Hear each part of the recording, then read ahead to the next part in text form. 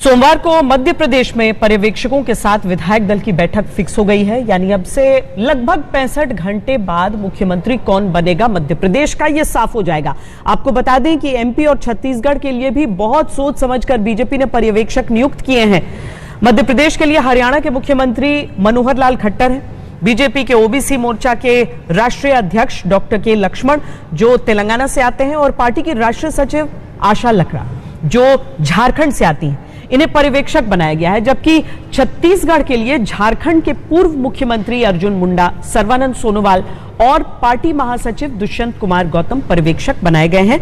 ये पर्यवेक्षक राज्य में विधायक दल की बैठक में जाएंगे और उनकी राय केंद्रीय संसदीय बोर्ड को बताएंगे। लेकिन मध्य प्रदेश में मुख्यमंत्री के दावेदारों के बीच एक नई किस्म की राजनीति चल रही है। सभी दावेदार दिल्ली में मौजूद हैं, सिर्फ और सिर्फ शिवराज सिंह चौहान को छोड़कर। लेकिन शिवराज सिंह मध्य प्रदेश में अलग अलग जगहों पर घूम रहे हैं और अपने पक्ष में तगड़ा माहौल बना रहे हैं। आज प्रहलाद पटेल की एक नई तस्वीर की चर्चा बहुत तेज है, जिसमें शिवराज सिंह चौहान और प्रहलाद पटेल की मुलाकात हुई। इस तस्वीर के भी मायने निकाले जा रहे हैं।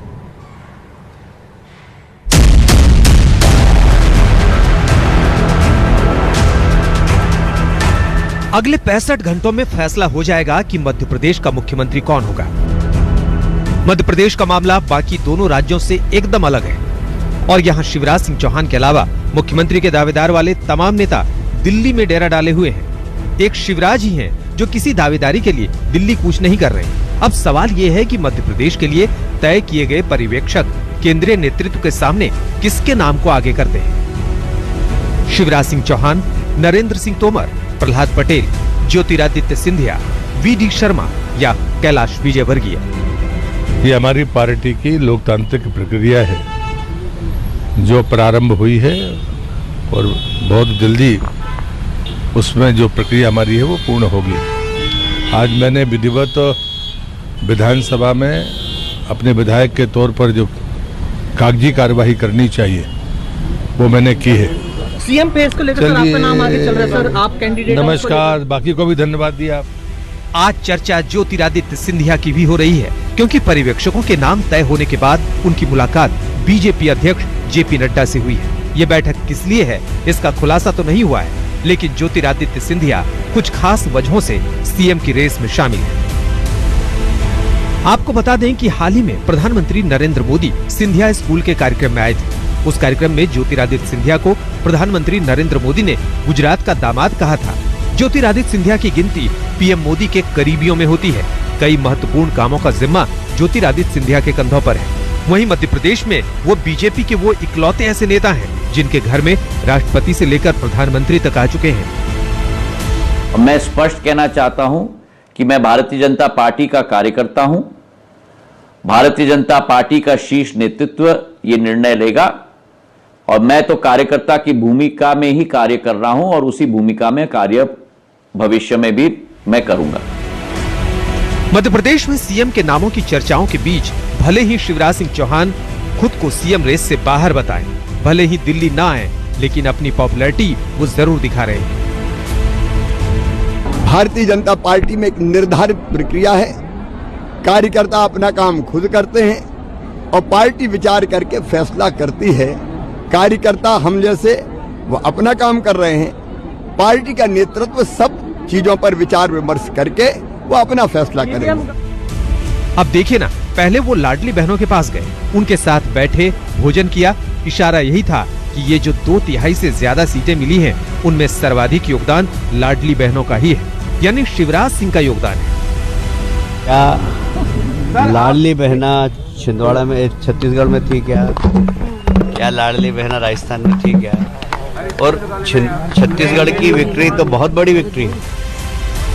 इसके बाद उन्होंने कुछ ज्यादा आगे की सोची और छिंदवाड़ा पहुंच गए। संकेत सीधा था कि वो केवल शिवराज ही हैं जो अपने दम पर मोदी जी के फिर से प्रधानमंत्री बनने की राह में मध्य प्रदेश की पूरी 29 सीटें लाकर रख सकता है। एक ही संकल्प हमारा, 29 की 29 लोकसभा की सीटें मध्य प्रदेश की जीत के मोदी जी के गले में 29 कमल के फूलों की माला डालना है।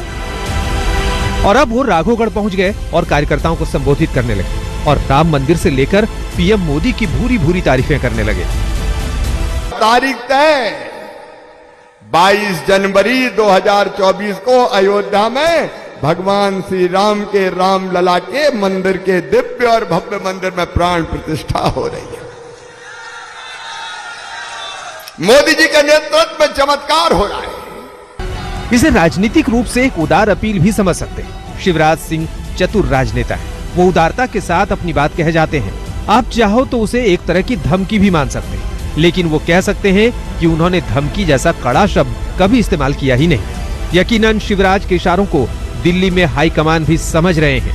किस अंदाज में वो फिर से मध्य प्रदेश में मुख्यमंत्री का पद मांग रहे हैं।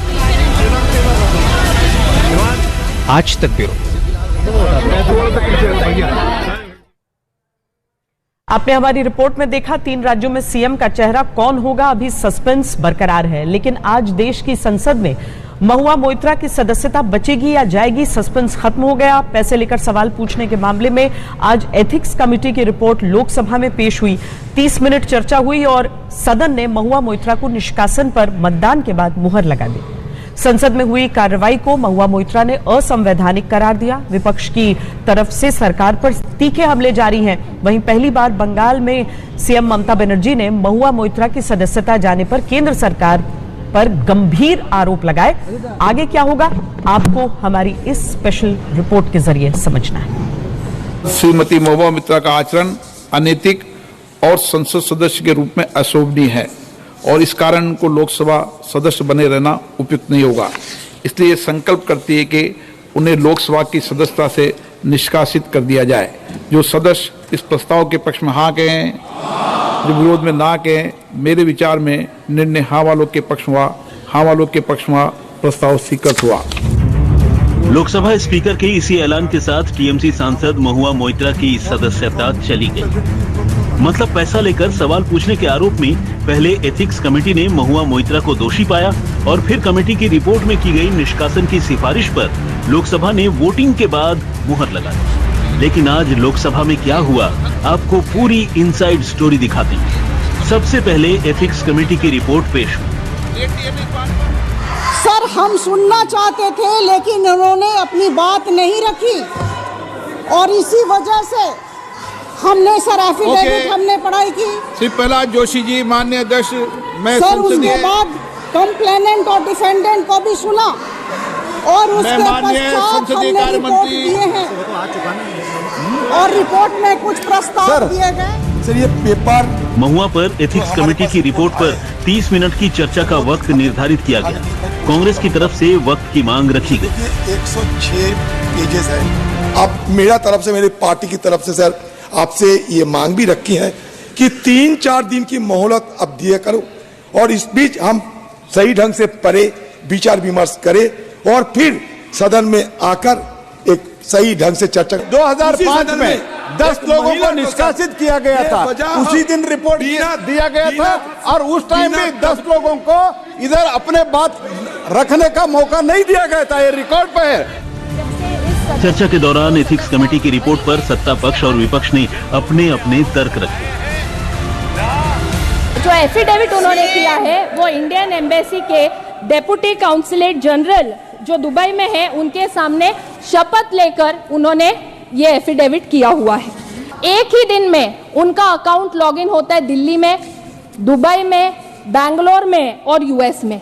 4 अलग अलग शहरों से यहाँ पे उनका अकाउंट लॉगिन हो रहा है। टीएमसी सांसद की तरफ से मांग रखी गई कि महुआ को बोलने का मौका मिलना चाहिए। Whether it is true or wrong, let it be spoken by her, sir. कि सर 3 बैठकें हुई और इन 3 बैठकों में इन्हें समुचित समय दिया गया, बोलने का अपॉर्चुनिटी ऑफ बीइंग हर्ड दिया गया, लेकिन सर इन्होंने बदतमीजी की। वोटिंग के बाद महुआ को सदस्यता से हाथ धोना पड़ा। इसके बाद लोकसभा की कार्रवाई के खिलाफ विपक्ष ने महुआ के समर्थन में प्रदर्शन किया। पूरा विपक्ष महुआ के समर्थन में उतर आया। यहां तक कि महुआ ने भी लड़ाई जारी रखने का ऐलान कर दिया। The ethics committee, without getting to the root of this, has decided to hang me. It refused to summon the businessmen to orally testify, and there is no evidence of any cash, of any gifts anywhere. How they betray the democracy, how they betray the democratic rights, how they betray even the self-defense of the victims. They didn't allow.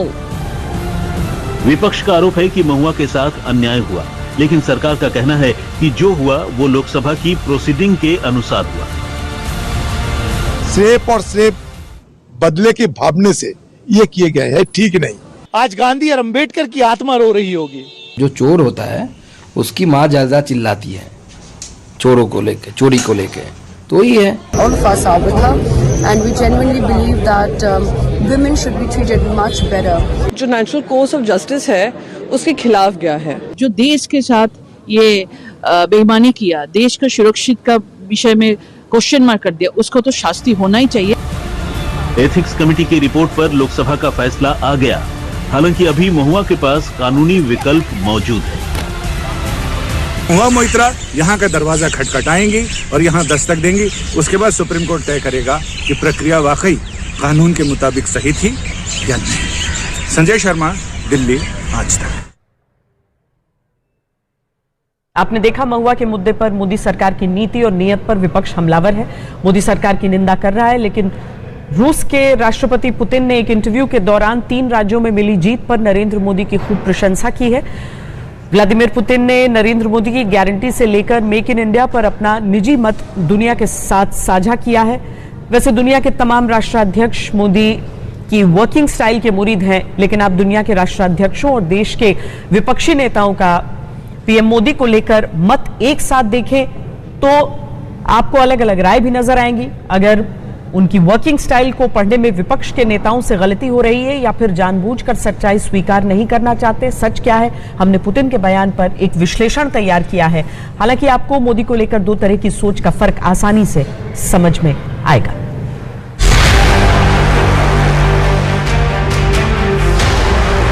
Modi के हर action को जो विरोध के चश्मे से देखते हैं, आज उन्हें रूस के राष्ट्रपति पुतिन के ताजा स्टेटमेंट को सुनना चाहिए। ये एक राष्ट्र के प्रमुख का मोदी को लेकर अपना पर्सनल असेसमेंट है। पहले उस असेसमेंट को सुनिए। कल्पना भी नहीं कर सकता कि मोदी को भारत के राष्ट्रीय हित और भारतीय लोगों के खिलाफ कोई कार्रवाई करने या निर्णय लेने के लिए डराया, धमकाया या मजबूर किया जा सकता है। और ऐसा दबाव है, मैं जानता हूं। वैसे हम कभी उनसे इस बारे में बात नहीं करते। मैं तो सिर्फ बाहर से देखता हूं कि क्या हो रहा है। और सच कहूं तो कभी कभी भारतीय लोगों के राष्ट्रीय हितों की सुरक्षा पर उनके सख्त रुख